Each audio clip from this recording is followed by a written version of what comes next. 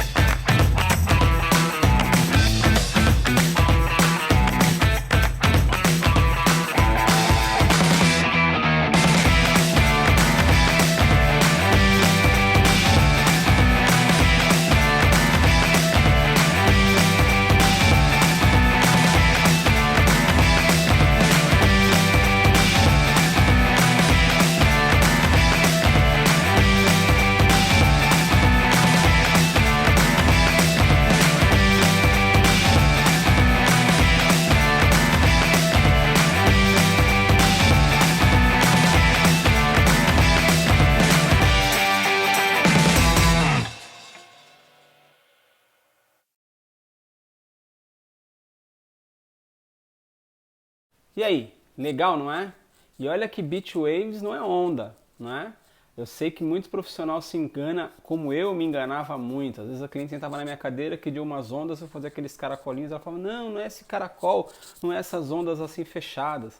Eu quero ondas, eu não quero cachos, né? E é um visual muito moderno, tem se usado muito, você vê muito esse visual em capas de revista. Então as mulheres veem isso na revista, chega no salão, senta na cadeira e pede isso e a gente entrega o quê?